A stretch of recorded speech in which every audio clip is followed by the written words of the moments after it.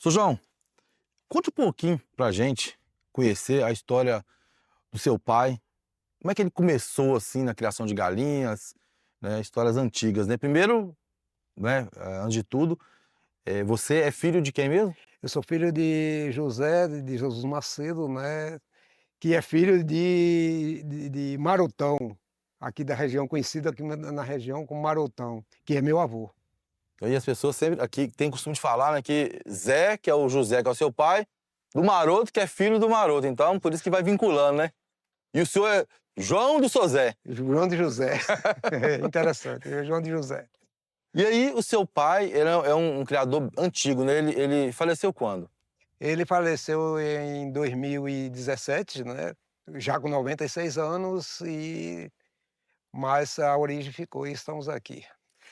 E ele criava essa galinha balão aqui na região. Qual que é essa região aqui de Baixa Grande? Essa região aqui é a região do Pagão, fazenda antiga, que eu não lembro nem a origem, né, porque não foi no meu tempo, mas é muito antiga, aqui essa localidade, Pagão, que é na região nossa, de meu pai, de meus avós e tal, que posteriormente, junto a essa aqui,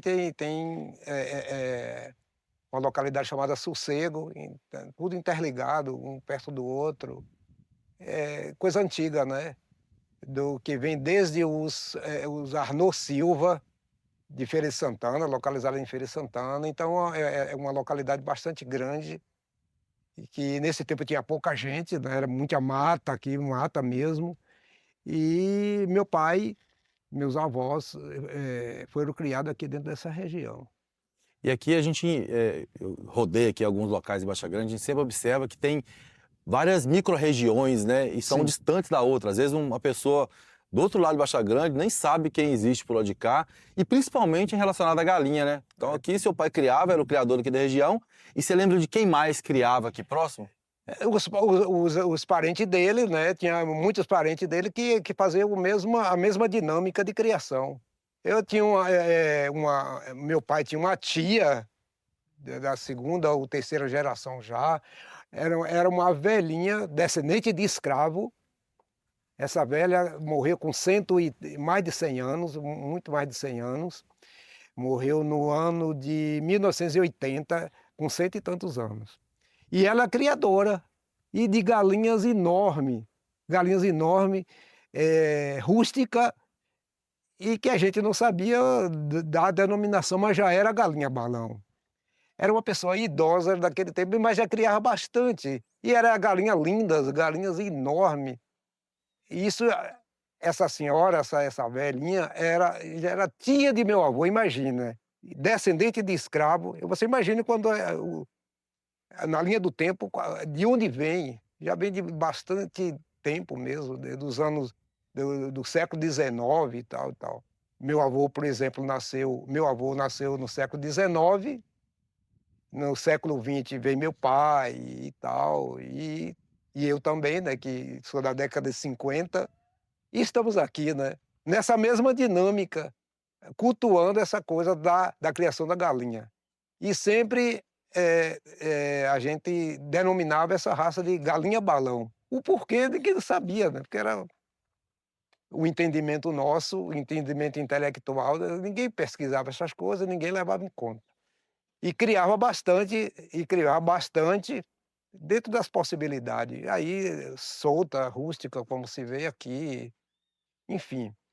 Agora criava com a dinâmica da subsistência, da vida familiar, da vida da agricultura, da pequena agricultura da zona rural. Para que criava?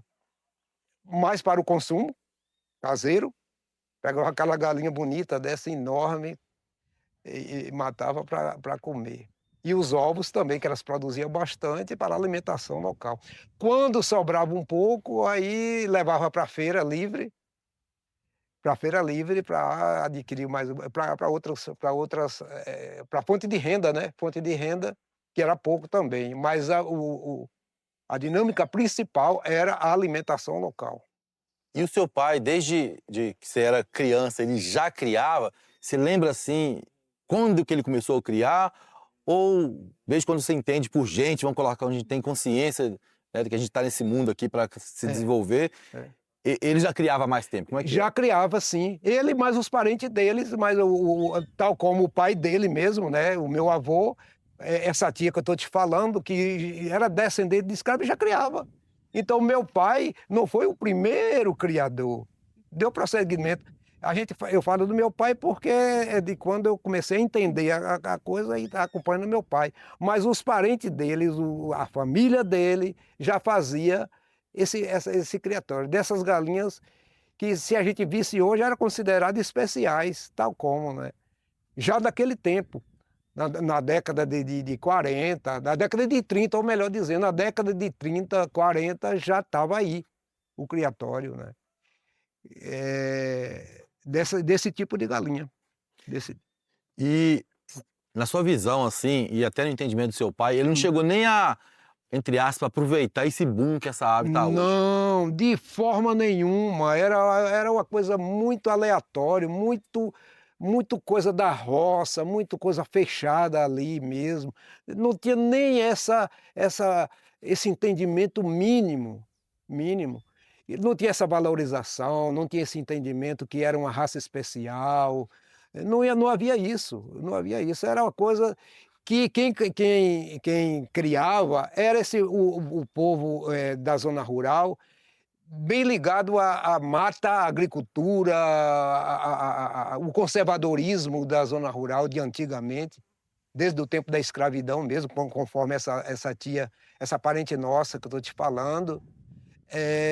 Então era assim, não era coisa programada em nada, e nem pensava que existia uma coisa especial, uma raça especial. Não existia esse entendimento. Existia aquela coisa de criar porque criava mesmo. Criava quanto podia e de forma assim, de forma muito aleatória, sem nunca imaginar que existia uma coisa especial. Galinha balão. Para dizer a verdade, a gente começou a entender, nós mesmos começamos a entender que existia uma preferência para essa questão da galinha balão, não tem 10 anos, é muito pouco tempo. Ela vem dessa origem de tantos anos, do século passado, no entanto, não tinha esse entendimento, essa coisa de se saber, está criando uma raça especial. Só existia duas raças que a gente conhecia aqui na região. Mesmo assim, daqui dessa região não tinha. A chamada galinha para produzir galo de briga. Era galinha, né? Mas tinha essa raça especial. Que nós aqui dessa região não tinha essa dinâmica de jeito nenhum com essa raça. Somente essa daí. Agora, no meio dessas galinhas melhores, essas galinhas que a gente considerava melhor, existia aquelas pequenininhas, aquelas coisas assim, raquíticas e tal. E aí o pessoal ia selecionando para melhorar o rebanho, sem ter esse entendimento que estava melhorando a raça porque era galinha balão. Não era isso. Melhorar por melhorar mesmo, porque era mais rendimento, era mais bonita, era mais produtiva, enfim. Foi assim, dessa forma. Em relação às cores que você via no terreiro, que hoje você deve observar que as galinhas balão, elas se destacam bastante pelo tamanho e pelas cores que elas são praticamente quase únicas na criação de galinhas. Sim. É difícil você ter em uma raça, eu acho que não existe na verdade, uma raça de galinha que tem tanta variedade de cor, a não ser a galinha caipira. E nem na galinha caipira tem variedade de cor como a balão, que é a caipira comum, né? Antigamente tinha variedade de cores também? Como é que era isso aí? Havia sim.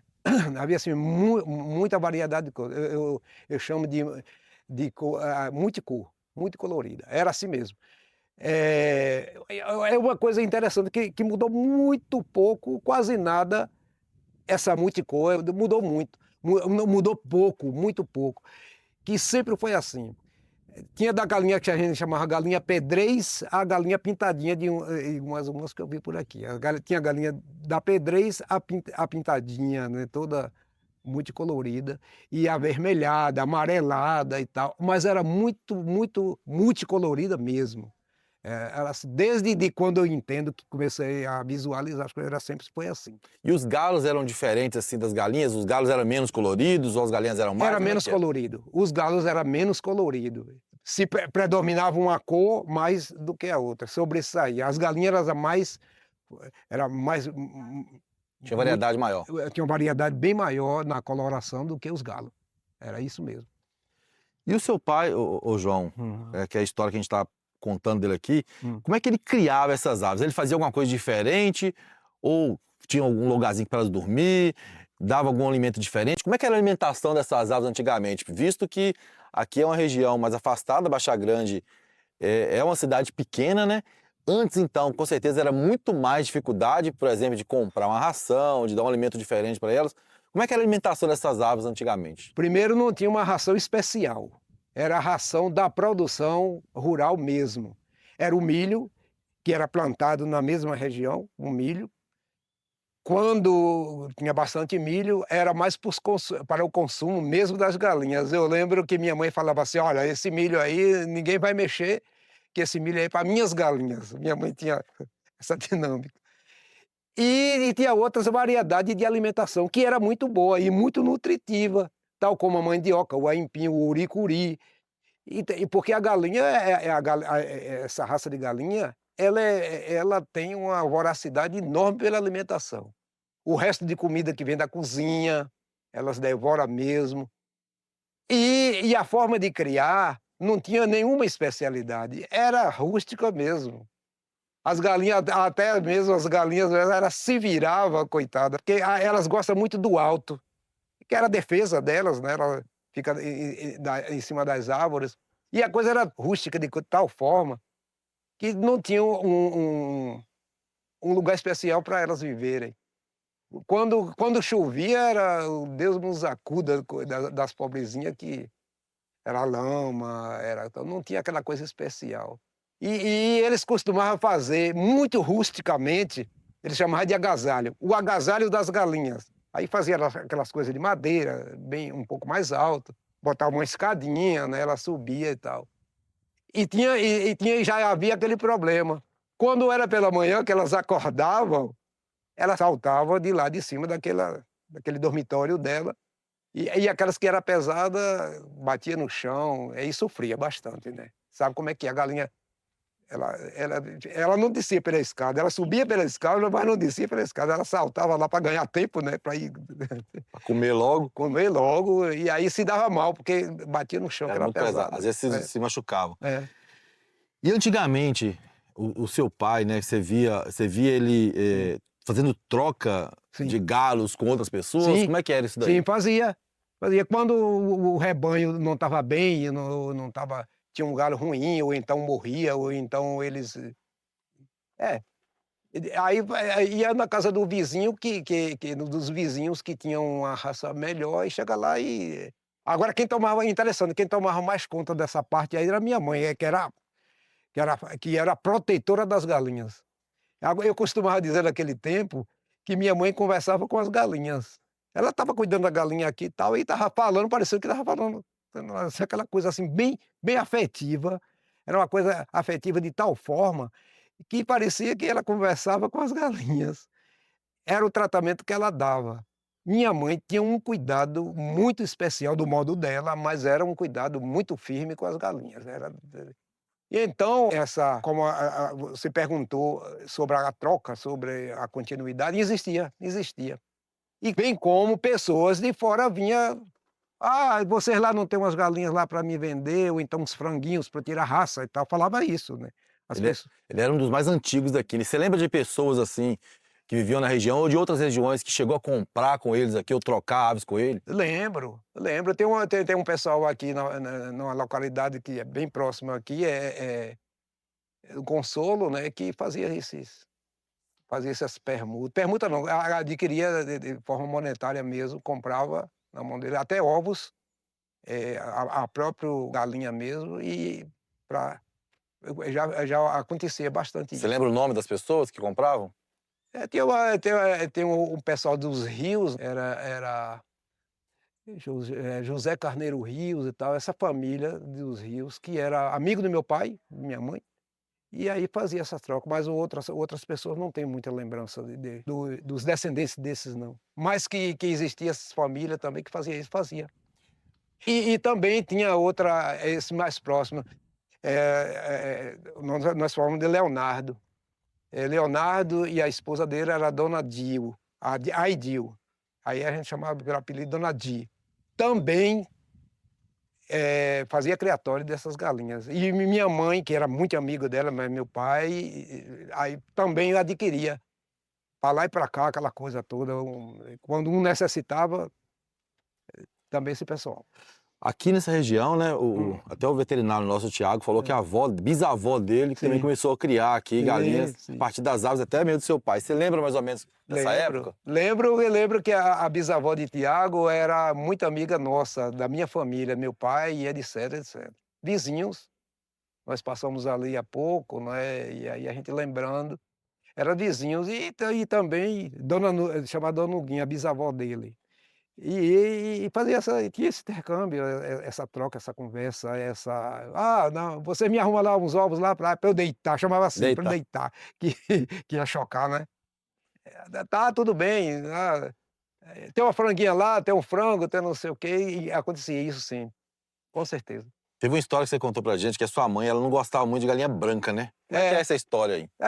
não sei, eu não sei porquê, ela não gostava, as galinhas dela tudo era multicolorida, e galinha branca especial existia aqui na região, tinha pessoas que criavam galinha branca mesmo, totalmente branca, e ela não gostava, não sei porquê.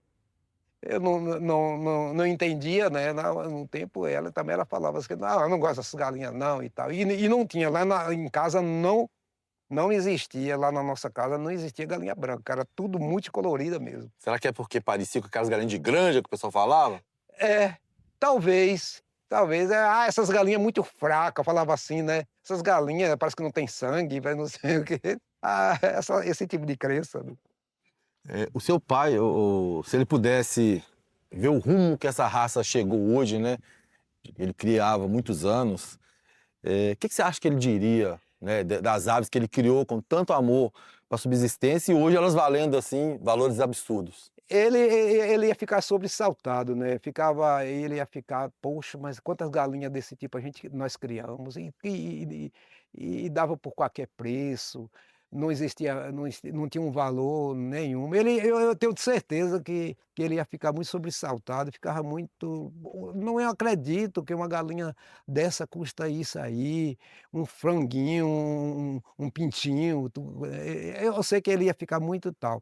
E também ele ia ficar muito interessado, como nós hoje somos interessados, nós hoje mais jovens, lógico, somos interessados e tal. Hoje, a grande parte nossa, assim, não cria mais para o consumo, consome, é claro, não deixa de não consumir, mas já tem mais esse objetivo, tanto de criar para ver ali e tal, se divertir com aquilo ali, como também para vender de um preço diferente do que já foi. Nós pegávamos 4, 5 galinhas desse tipo, levava para a feira, eu quando criança, adolescente, que criança eu não ia aguentar. Eu não cansei de minha mãe chegava, pegava um cesto de cipó e tal, aquela coisa, botava quase 5 galinhas ali, "Ah, você vai ter que ajudar a levar isso aqui na cabeça lá para a feira". Eu já fiz isso, viu. No meu período de pré-adolescente, com 12, 13 anos, eu ficava horrorizado, porque era sacrificante, pô. Daqui até lá a feira é quase 15 quilômetros, e a gente ia, olha, carregando isso aí. Isso talvez isso que te incentivou a estudar, né? E com certeza, eu lembro que eu falava assim: "Um dia eu me saio disso aqui, ó, dessa tortura que vocês estão fazendo comigo". Porque eu sempre fui rebelde, viu. Aí eu disse: "Não, eu saio disso aqui", e saí mesmo. Hoje, Interessante. o senhor é formado. Sou. Eu sou bioquímico, eu me formei na Universidade Federal da Bahia, farmacêutico e bioquímico e vivo disso, né. Já tenho 30 anos de formado. E, lamentavelmente, fui o único da família, dessa família enorme, que fui tenente do exército. Hoje que, graças a Deus, já tenho um sobrinho, filho deles aqui, que estão na polícia, tal, não no exército, estão na PM, né. Mas a minha família, eu e tal, eu fui o único que eu estudei na Universidade Federal da Bahia, que é uma das maiores universidades do Brasil, né, e da América Latina, eu estive lá. Estive lá e estou aqui no meio do povo, no meio dos meus parentes tudo ainda, né. Embora minha atividade profissional é diferente da deles, mas eu continuo ainda cultuando a mesma origem, a mesma coisa aqui nesse meio aqui, ainda faço isso assim. Sr. João, Oi. e as pessoas novas, né, que estão começando a criar agora, Sim. numa época muito diferente de antigamente, né, com mais oportunidade, etc. O que que você diria para esses novos criadores sobre a importância de manter essa história dessa linhagem, né, que foi, como o senhor contou, que até hoje eu não tinha ouvido ninguém falar, além do Tiago que comentou assim, que essa galinha tem mais de 100 anos, mas eu achava que era papo furado. Não, não é não. Mas chegou aqui, o senhor confirmou essa história, que ela realmente tem mais de 100 anos. É. O que que você acha da importância para as pessoas que estão começando agora, para preservar essa linhagem? E o que que você daria de dica para os criadores iniciantes que estão começando a criar galinha balão? Eu diria que eu falo da importância que é. Primeiro manter a tradição, que é muito importante, e segundo uma atividade trabalhosa, mas é dignificante e compensativa, e bastante compensativa, a atividade. E rentável, e compensativa que eu digo no sentido de rentabilidade, tanto para a alimentação local como para a renda e para demonstrar para o mundo essa origem de uma raça tão importante, tão rentável, tão tal, que é essa criação. Eu diria para a juventude que não seria perca de tempo, perder tempo a cultuar isso. Mas como é uma atividade que não é muito fácil, né, tem que ter muita dedicação, tem que ter muito apego e tal, talvez a juventude se esquive disso, de fazer isso. Como também é uma atividade muito ligado ao subdesenvolvimento, que é pessoas que vêm de origem escrava, que vêm de origem muito pobre, sem entendimento, e talvez a juventude se recue um pouco, levando em conta essa coisa. Eles não buscam de forma melhorada, que pode ser feito, fazer, como é uma coisa de uma origem do subdesenvolvimento, talvez a juventude hoje busque mais a tecnologia mais avançada a partir de. Não vai buscar a origem para melhorar a, a, a forma de conduzir a coisa, o criatório, eles não buscam isso. Talvez, eu digo assim, talvez até por uma questão de preconceito, né? Um preconceito de pouco entendimento, talvez, de pouca informação e tal. Agora, o incentivo que tem sido dado por algumas pessoas, por exemplo, esse Tiago aí, ele também ele foi estudar. Ele é da origem disso tudo aqui, a família dele é do mesmo local, da mesma linhagem familiar, mas ele e a mãe dele saiu, estudou e tal. Mas ele não nega essa origem. Ele quer que isso. Mas é pouca gente, é Tiago e pouca gente que está fazendo isso, com esse entendimento. Tem os que assimilou de forma comercial mesmo. Aqui na nossa região, aqui dentro do município de Baixa Grande, tem pessoas que levou para esse campo da comercialização, aí já foi assimilando a ideia da comercialização, mais rentável e tal, tal. Quando alguém, o povo lá cá de baixo, que vem do meu pai e tal, então isso que você falou, se meu pai ouvisse isso hoje, ouvisse falando que já se vendeu uma galinha por R$ 2.000, aquilo era um assombro. Meu pai lá onde ele estiver, ele está se mexendo lá, ele tá Querendo voltar para criar de querendo novo. voltar para criar de novo. Meu Pedir a pai bocada. o galinha hoje, esse tipo de coisa é muito mais rentável do que o gado que é predominante aqui nessa região. O gado consome mais, o gado é mais, tem que ter mais um tratamento bem mais forte e maior e tal. E a galinha não. Quem criar a galinha hoje nesse tipo assim, do jeito que ela cria aqui, de forma mais organizada, vai render muito mais do que criar gado. Criar gado. E na sua opinião, Sim. Sr. João, não sei se você já ouviu falar da Associação de Baixa Grande e também da federação que foi criada para, entre aspas, colocar uma ordem no padrão da raça, para trazer conhecimento para as pessoas que querem iniciar.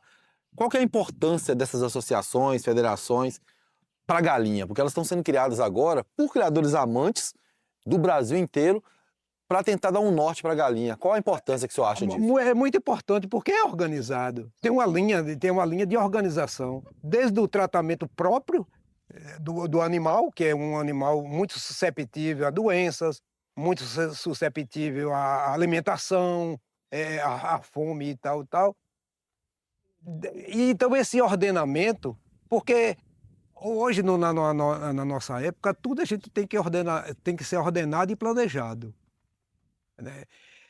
Aquela tradição antiga, rústica e de qualquer forma, tudo bem. É importante para a gente buscar a origem. Mas se a gente não tiver o devido cuidado, organizado, aí a coisa não rende, fica como aqui mesmo eles tiveram prejuízos enormes e tal. Talvez seja por um fator tal de não entender o porquê daquilo ali, que adoeceu e tal e tal. Então, uma organização dessas, federação, associações e tal, que tem surgido de uns 10 anos para cá, uns 5 anos para cá, isso tem uma importância enorme. Por quê? Porque é racional, é pensado, usa a tecnologia para manter aquilo ali de forma equilibrada e de forma rentável também. Então, eu não condeno de forma nenhuma, é importante, eu louvo que existe isso aí. Vai buscar a origem e para manutenção organizada. Então a federação, as associações que existem e tal. Eu ouvi falar sim, porque eu me interessei quando eu via, mas eu não fiz entrar no ramo mesmo porque eu tenho outra forma de dar atenção, outra vida profissional para dar atenção do que isso aí, porque isso merece uma atenção especial. Você tem que viver para eles. Os animais você tem que viver para eles. Eu até ensaiei um pouco, mas depois, isso aqui não é a minha, não dá para mim. Tá? Primeiro, é interessante, tem um fator que isso aí é meu, é próprio meu. Eu me apego muito. Eu me apego muito e começar a criar um animal desse. Eu andei criando até na casa que vocês chegaram lá. Ainda criei ali umas 50 ou 60 e tal. Aí eu me apegava e tal, eu não queria que se morresse eu tinha um sentimento enorme, matar para comer jamais, jamais. Eu só comia um frango se viesse de fora já pronto e tal, que eu nem sabia, nem perguntava de onde veio. Mas para eu fazer o criatório, cuidar dele, depois matar para comer, jamais eu faço isso, é uma coisa muito sentimental, isso é meu. Até mesmo para vender, eu criar bonitinho, enorme e tal, não sei o que, depois pega e vende. Eu só se fosse eu não vendia por qualquer dinheiro. Aliás, eu não cheguei a vender nada, nenhuma, não cheguei a vender. Aí era um certo dia eu cheguei lá: "Olha", falei com ela aí, minha irmã: "Pega tudo, leva lá, leva tu toma conta lá, faz o que tu quiser lá, que não dá para mim não". Primeiro eu não tenho tempo para cuidar, e segundo eu fico com esse sentimento bobo, que é meu. Que você acha que vai ser, ô seu João, para finalizar, Hã. o futuro dessa ave a partir de agora, com tantas pessoas que estão entrando, né, como criadores e entrando de forma comercial, entrando como forma de hobby e estão criando essa raça no Brasil inteiro? Rapaz, eu fico perguntando, porque não basta você ter, no momento que eu vejo essa coisa, essa dinâmica, essa coisa, tá mais com um fim comercial, lógico, mas para quê? Porque, no meu entendimento, seria, a galinha balão, você criar vários exemplares, era para a produção da proteína animal. Da produção da proteína animal e tal. Mas eu não estou vendo que está assim, pelo menos no momento. Aí eu fico perguntando até onde se vai chegar, porque para você ter como uma coisa ornamental, uma coisa que você talvez não seja o objetivo principal. Eu acho que deveria ter uma forma, não sei. Aí vem o sentimento também, o sacrifício para mim não seria também adequado, de sacrificar os bichos para do jeito que cria aquelas grandes granjas, naquele nome, você criar também nessa mesma dinâmica e sacrificar com 4, 5 meses aqueles animais. Que talvez poderia ser mais rentável, mas eu não sei o que é que aonde vai se dar, porque uma hora vai chegar que vai ter uma estafa, talvez. Eu acho, se não der um direcionamento mais forte, diferente do que de você ter ela como um ornamento, aí vai ter uma estafa, tal. Então, é melhor que se tenha um pensamento tal. Onde é que se quer Pra chegar? dar uma finalidade para ela de verdade. É dar uma finalidade de verdade e tal, que é para haver essa esse incentivo mais precisamente, né. E isso que vocês fazem, que tem feito, de divulgar e organizar na dinâmica é fundamental. Eu acho importante, a minha opinião, em cima disso daí, só para complementar o que você está falando, Uhum. é que a gente vindo buscar aqui essa história do que as pessoas realmente criavam essa ave e qual era a finalidade real dela, é importante para quem está começando a criar hoje ter uma noção de como é que vai ser o direcionamento, que isso vai ser praticamente, não vai ter como fugir disso. É. Porque você vai criar, vai espalhar para o Brasil, todo mundo vai querer. Eu acho que o que valorizou ela tanto é por conta da escassez, que Uhum. nem todo mundo tem, vários estados ainda não tem, está se espalhando. A partir do momento que todo mundo tiver as aves, aí vai começar a se dividir o sentido de essas aqui são para ornamentação e essas aqui são para produção de carne, produção de Hum. proteína. Então vai começar a diversificar e as pessoas vão começar a ter inclusive, esse cuidado e esse pensamento para dar uma vazão para as aves, porque senão realmente, se tudo for aves ornamentais, É. aí o mercado ele vai ficar Saturado. saturado e as aves que não derem um padrão, porque a ave ornamental É. tem que ser ave É. excelente, ela É. tem que ter uma qualidade superior. Então ela tem que dar uma finalidade, como outros tipos de animais. Um cavalo, tem um cavalo que ele é só o reprodutor, que vai ser vendido o sêmen lá caríssimo, mas tem um cavalo também que é puxador de carroça ali, etc. Sim, Então sim. tem a finalidade correta. É. Mas é isso, né. Eu agradeço bastante vocês essa atenção e mostrar a nossa origem das coisas e, dessa dinâmica. Agradeço bastante você estar por aqui e desejo um bom trabalho. E futuramente a gente deve ver aí algum canal, no canal de vocês, a gente vai visualizar, vai ficar muito satisfeito. Obrigado, Obrigado, seu viu. João. Obrigado vocês.